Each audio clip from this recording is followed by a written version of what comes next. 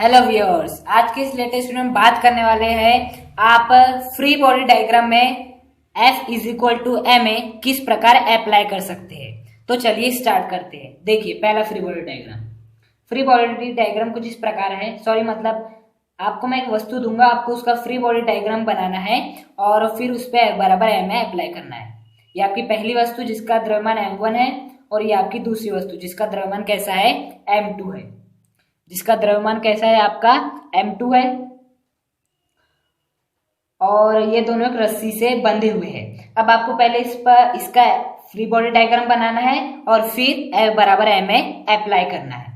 तो चलिए स्टार्ट करते हैं। देखिए, फ्री बॉडी डायग्राम नीचे आ जाएगा m1g भार, ऊपर आ जाएगा नॉर्मल रिएक्शन, इस पर भी m2g, ऊपर आ जाएगा N2 यानी सामान्य प्रतिक्रिया का बल। क्या इस पर तनाव बल रहेगा? बिल्कुल, क्योंकि रस्सी से बंधे हुए हैं। तो इस वस्तु पर तनाव बल वस्तु से दूर रस्सी की ओर, जो कि क्या होगा, T होगा। इस पे भी जो तनाव बल होगा वो भी वस्तु से दूर रस्सी की ओर, जो भी क्या होगा, T होगा। क्यों T होगा? ये दोनों आपस में समान होंगे। क्यों? क्योंकि ये एक ही रस्सी की बात कर रहे हैं, इसलिए जो तनाव है वो कैसे होंगे, समान होंगे। ओके, अब हम बात कर लेते हैं आपके, क्या N1 M1G के बराबर होगा और क्या N2 M2G के बराबर होगा? बिल्कुल। क्यों? क्योंकि देखिए, यदि मैंने आपको बहुत पहले ही बता चुका हूँ कि यदि आप एक वस्तु पे इधर से 5 न्यूटन का बल लगा रहे, इधर से भी 5 न्यूटन का बल लगा रहे, तो वस्तु की स्थिति में कोई भी परिवर्तन नहीं होगा, क्योंकि बराबर बल लगा रहे हो किंतु विपरीत दिशा में। उसी प्रकार देखिए, ये वस्तु क्या ऐसे उछल रही है, ऊपर नीचे हो रही है? नहीं हो रही है। अर्थात जो नीचे की ओर जो बल लग रहा है और ऊपर की ओर जो बल लग रहा है वो कैसे होंगे, आपस में बराबर होंगे। अर्थात इस परिस्थिति में आपका N1 जो है M1G के बराबर है और इस परिस्थिति में जो आपका N2 है वो कैसा है, M2G के बराबर है। ओके, और ये T के बराबर है क्योंकि ये एक ही रस्सी से बंधे हुए हैं। अब हम बात कर लेते हैं फ्री बॉडी डायग्राम के। देखिए, जो त्वरण की दिशा है वो कुछ इस ओर है और जो बल लग रहा है आपका इस ओर लग रहा है। सर्वप्रथम हम क्या करते हैं, पहला इन सबको एक ही निकाय मान लेते हैं। इन सबको यदि एक ही निकाय मान लेंगे हम, तो F बराबर एम ए क्या हो जाएगा, त्वरण की दिशा में नेट बाह्य बल। देखिए, ये तनाव बल और ये तनाव बल, ये आंतरिक बल है, इसलिए हम इनको काम में नहीं लेंगे। इस स्थिति में हम वही बल काम में लेते हैं जो कि बाह्य होता है। तो अभी बाह्य बल कौन सा है इस पूरे निकाय के लिए, ये वाला है, ये तो आंतरिक बल है। तो F जैसा का वैसा। बता इस निकाय का द्रव्यमान कितना है, m1 प्लस m2।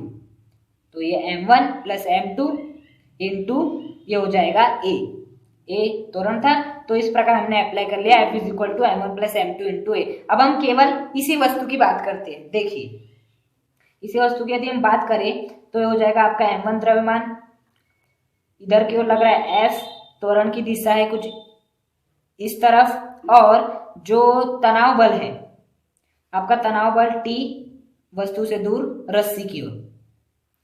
अब देखिए, नीचे बनाएंगे M1G, ऊपर होगा आपका N1 फ्री बॉडी डायग्राम की सहायता से। अब देखते हैं हम यहाँ F बराबर एम ए अप्लाई करते हैं। देखिए, त्वरण की दिशा कुछ इस ओर है और दो बल भी आपके इसी ओर है, F भी इसी ओर है और T भी कैसा है, इसी ओर है। तब इस परिस्थिति में हम क्या करेंगे, जो हमारा नेट बल हो जाएगा वो कितना हो जाएगा, F माइनस T, क्योंकि ये है बाह्य बल है शक्तिशाली और ये आंतरिक बल से थोड़ा कमजोर होगा। F माइनस T बराबर कितना हो जाएगा, आपका द्रव्यमान m1 इंटू ए। तो यहां से आपका F का मान क्या आ जाएगा, T प्लस m1 है, क्योंकि माइनस T को हमने इधर की ओर ले जा लिए। तो हम बात कर लेते हैं केवल m2 की।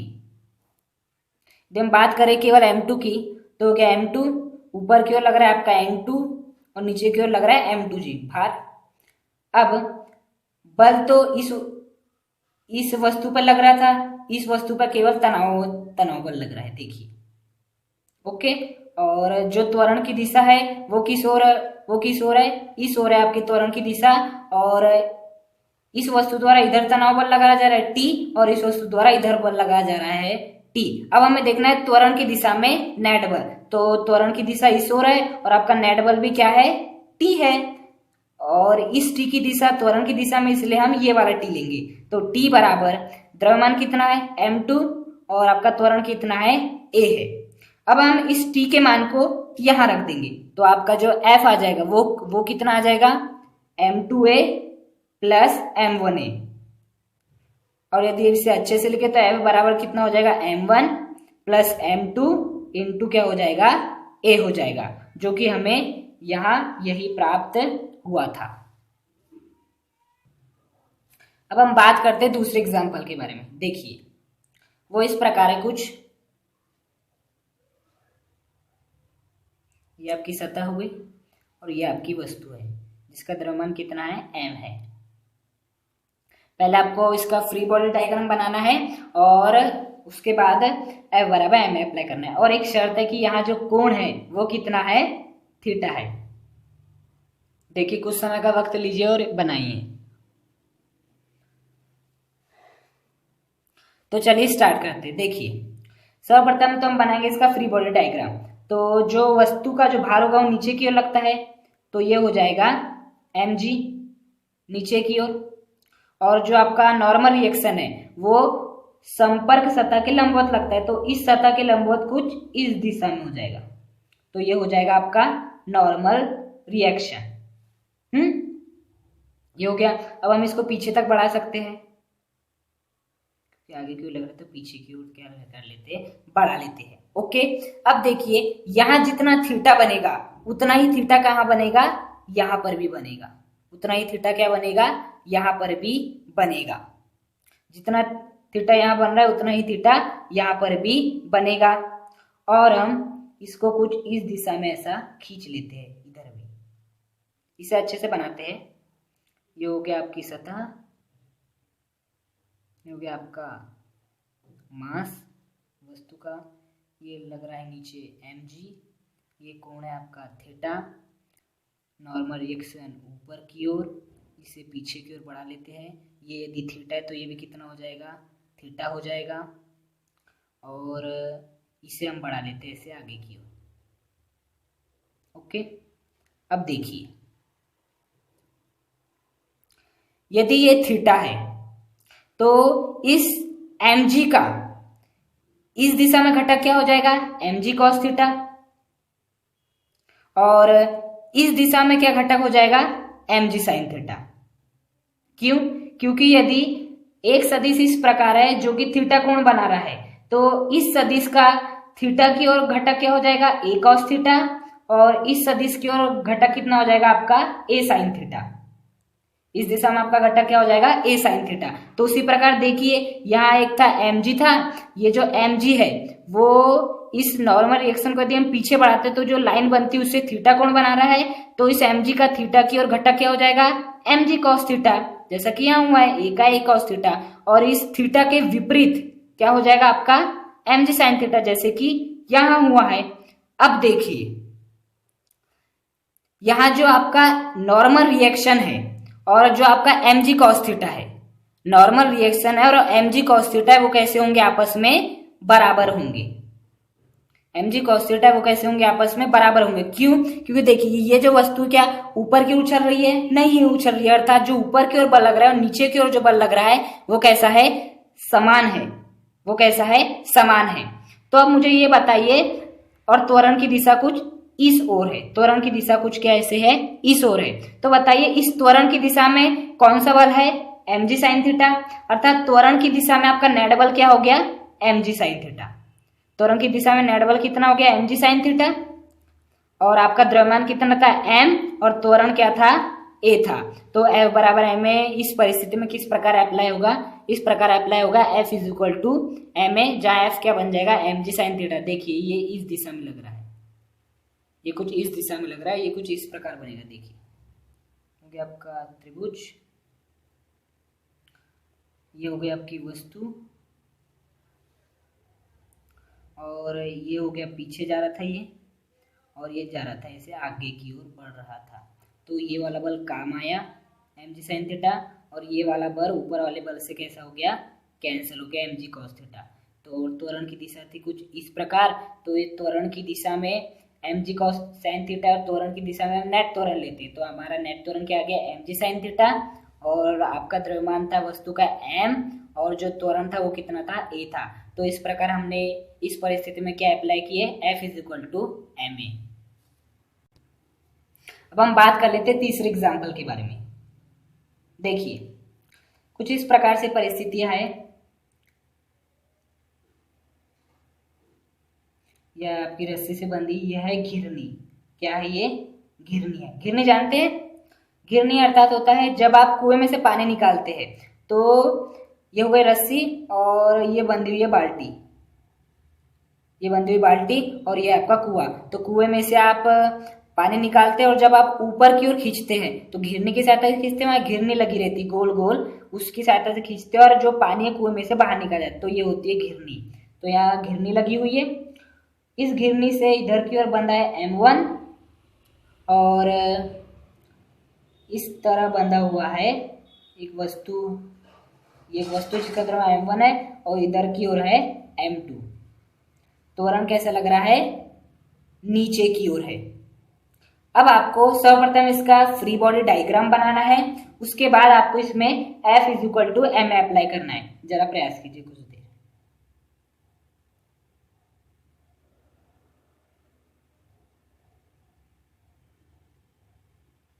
देखिए किस प्रकार से लगेगा। यहाँ सर्वप्रथम तो हमें फ्री बॉडी डायग्राम बनाना है इस वस्तु का। नीचे हो जाएगा M1g, क्या ऊपर सामान्य प्रतिक्रिया का बल लगेगा, नहीं, क्योंकि ये किसी सतह के संपर्क में नहीं है, लेकिन तनाव बल लगेगा वस्तु से दूर रस्सी की ओर, तनाव बल। अब इसका बना लेते हैं M2g, संपर्क सतह के लंबवत बल नहीं लगेगा, सतह के संपर्क में नहीं है, वस्तु से दूर रस्सी की ओर, ये हो जाएगा T। ये वाला T और ये वाला T बराबर होंगे, क्यों, क्योंकि दोनों वस्तु एक ही रस्सी से क्या हुए हैं, बंधे हुए हैं। और ये रस्सी अलग है, ये भी क्या एक वस्तु है, इसका भी क्या लगेगा, नीचे की ओर भार लगेगा। मान लेते इसका द्रव्यमान m है, तो हो जाएगा mg, ऊपर की ओर मान लेते और तनाव बल लगेगा, वो क्या होगा, वस्तु से दूर रस्सी की ओर, तो यहाँ जो तनाव बल मान लेते t डैश है, इसका कुछ काम नहीं, इन दोनों का मुख्य काम है। अब आपने फ्री बॉडी डायग्राम बना लिए, अब हम अप्लाई करते हैं F बराबर ma।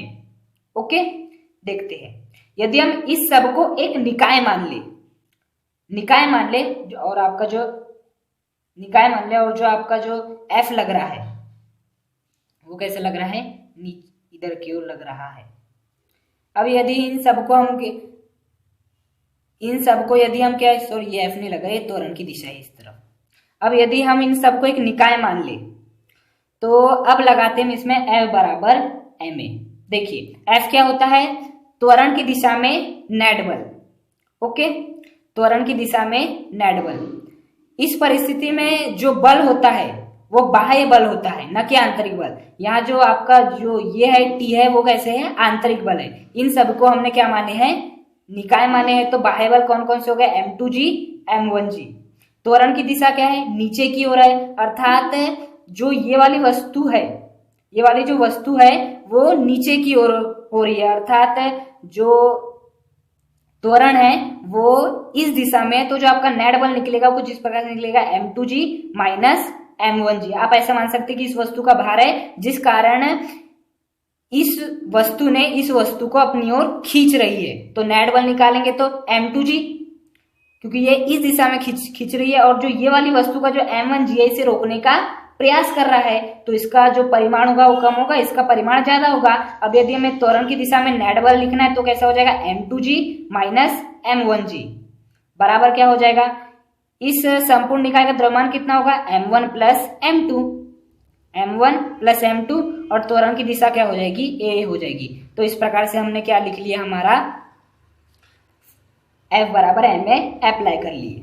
ओके, अब हम इन्हें अलग अलग मान के करते, किस प्रकार से होगा। देखिए ये आपकी क्या है, वस्तु है जिसका द्रव्यमान M1 है, नीचे की ओर लग रहा है M1g, ऊपर की ओर लग रहा है T।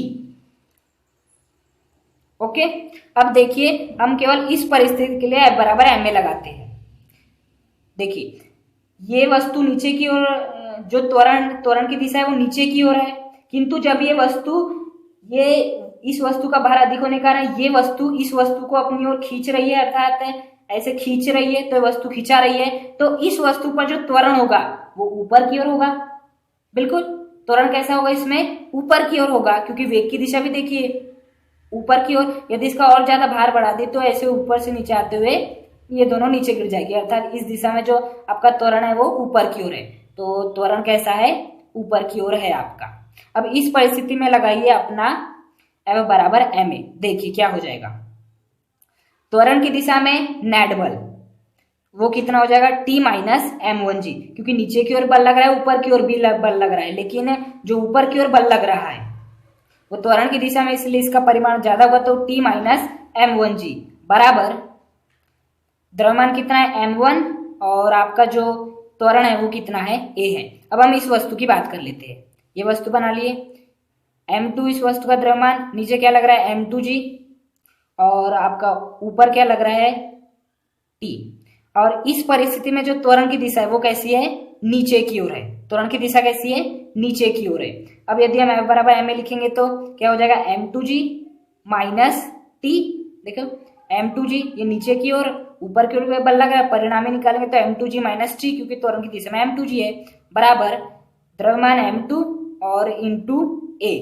अब क्या कर लेते हैं, ये वाली इक्वेशन और ये वाले समीकरण को हम क्या करते हैं, जोड़ लेते हैं। देखिए T माइनस m1g प्लस बाया पक्ष को जोड़ेंगे, दाया पक्ष को जोड़ेंगे, T minus m1g plus m2g minus t बराबर इस m1a और m2a को जोड़ लेंगे, m1a प्लस m2a। देखिए ये प्लस का t है, ये माइनस का t है, दोनों क्या हो जाएंगे, एक दूसरे से कैंसिल। हमारे पास क्या बच जाएगा, m2g minus m1g, m2g minus m1g बराबर इधर क्या हो जाएगा, m1a प्लस m2a। इसे इस प्रकार लिख सकते हैं m1 plus m2 into a। तो देखिए जो आपने इस परिस्थिति की बात किए थे, इस परिस्थिति में भी आपका आंसर उतना ही आया। तो इस प्रकार आप अप्लाई कर सकते हैं इसमें। अब हम बात कर लेते हैं चौथी परिस्थिति के बारे में। देखिए आपकी वस्तु इस बार कुछ इस प्रकार से है, ये आपकी घिरनी जिसे अंग्रेजी में पुल्ली बोलते हैं, और द्रव्यमान m2 m1 और त्वरण की दिशा नीचे की ओर है। अब आपको लगाना है F बराबर ma। तो सर्वप्रथम हम इसका फ्री बॉडी डायग्राम बनाते हैं, किस प्रकार बनेगा, नीचे हो जाएगा m1g, यहाँ हो जाएगा m2g। एक रेसे से बंधे हुए तो तनाव बल वस्तु से दूर रस्सी की ओर, वस्तु से दूर रस्सी की ओर, इसका तनाव बल अलग होगा जो हम मान लेते हैं T1 है। अब हम इस सब को एक निकाय मान लेते हैं, तो निकाय मान लेंगे तो और F बराबर ma अप्लाई करते हैं। F क्या होता है, त्वरण की दिशा में नेट बल, त्वरण की दिशा किस ओर है, इस ओर है, तो आपका जो F होगा वो क्या हो जाएगा m1g माइनस m2g। क्यों, क्योंकि जो ये वस्तु है वो नीचे की ओर बल लगा रही है और ये वाली वस्तु उसका विरोध कर रही है, और त्वरण की दिशा में कौन सा है, त्वरण की दिशा में आपका ये बल है। तो त्वरण की दिशा में जो रहता है उसका परिमाण ज्यादा होता है और जो विपरीत रहता है उसका परिमाण थोड़ा कम होता है, इस प्रकार समझ सकते हैं। तो यदि हम परिमाण ही निकालना होगा तो किस प्रकार से निकालेंगे हम, m1g minus m2g, m1g minus m2g, ये हो जाएगा आपका परिमाणी बराबर द्रव्यमान कितना होगा इस परिस्थिति में, m1 प्लस m2 इंटू क्या हो जाएगा आपका त्वरण क्या हो जाएगा a। तो इस प्रकार से लगेगा इस परिस्थिति में आपका क्या, F बराबर ma। अब यदि हम इसे अलग अलग बनाएं तो किस प्रकार बनेगा, देखिए हम केवल इस वस्तु को मान लेते पहले। तो ये वस्तु हो गई आपकी m1, नीचे लग रहा है इसका m1g, ऊपर की ओर लग रहा है आपका टेंशन जिसे हम तनाव बल कहते हैं। अब इस परिस्थिति में यदि हम परिमाणी निकालने जाए तो किस प्रकार से निकालेंगे, त्वरण की दिशा क्या होगी आपकी, नीचे की ओर है a। तो त्वरण की दिशा में जो नेट बल आ जाएगा वो कितना आ जाएगा, m1g minus t, m1g minus t हो जाएगा, m1g माइनस t। त्वरण की दिशा में m1g विपरीत t है, परिणामी m1g माइनस t बराबर कितना हो जाएगा आपका, द्रव्यमान कितना है m1 और त्वरण कितना है आपका a है। अब हम इस वस्तु की बात कर लेते हैं m2 की, जो कि आपका फर्स्ट समीकरण इक्वेशन। इसका द्रव्यमान है m2, नीचे की ओर लग रहा है आपका m2g और आपका जो ऊपर की ओर लग रहा है वो क्या लग रहा है आपका देखिए इस परिस्थिति में ऊपर की ओर क्या लग रहा है आपका, टी लग रहा है। ओके, अब हम लिखते हैं F बराबर ma। अब इस परिस्थिति में त्वरण की दिशा क्या हो जाएगी, त्वरण की दिशा ऊपर की ओर हो जाएगी। क्यों, क्योंकि ये नीचे की ओर खींच रहा है, तो इसके लिए तो त्वरण नीचे की ओर हुआ, किंतु इसके लिए त्वरण ऊपर की ओर होगा। जैसे कि इस परिस्थिति में इसके लिए त्वरण नीचे की ओर था, किंतु इसके लिए त्वरण ऊपर की ओर था। तो अब लिखते हैं यहाँ त्वरण की, अब हम लिखेंगे F बराबर ma। F क्या होता है, त्वरण की दिशा में नेट बल। देखिए त्वरण की दिशा कुछ ऊपर की ओर है, और जो आपका नेट बल, जो आपके बल है वो दो है, टी भी है m2g भी है, लेकिन त्वरण की दिशा में है तो इसे हमें प्राथमिकता देनी पड़ेगी। तो आपका बल कितना आ जाएगा, t माइनस m2g, ये हो गया आपका परिमाणी बल, बराबर t माइनस m2g। द्रव्यमान कितना है m2, और आपका जो त्वरण है वो कितना है, a है। तो ये हो गया आपका t माइनस m2g बराबर m2a। अब हम ये वाले समीकरण को जोड़ लेते हैं। देखिए जब हम ये वाले समीकरण इस समीकरण को जोड़ेंगे तो क्या हो जाएगा, कहाँ करें, यही कर ले। देखिए ये है प्लस का टी, ये है प्लस का टी, और ये है माइनस का टी। तो प्लस का टी और माइनस का टी क्या हो जाएगा, कैंसल हो जाएगा, और आपके पास क्या बच जाएंगे, केवल m1g और m2g। तो ये हो जाएगा m1g माइनस m2g। पहले बाय पक्ष को जोड़ेंगे, उसके बाद दाएं पक्ष को। उसके बाद क्या करेंगे, हम दाएं पक्ष को जोड़ेंगे, m1a plus m2a, m1a plus m2a। तो आपका पास आ जाएगा कुछ इस प्रकार से। और जरा इसको ध्यान से देखिए, ये वही आ रहा है जो कि यहाँ आया था। तो आज के इस वीडियो में हमने यह सीखे कि आप F बराबर ma किस प्रकार से अप्लाई करते हैं फ्री बॉडी डायग्राम में। आपको वीडियो पसंद आए तो इस वीडियो को लाइक करें, चैनल को सब्सक्राइब करें और इसे अधिक से अधिक शेयर करें। Thank you.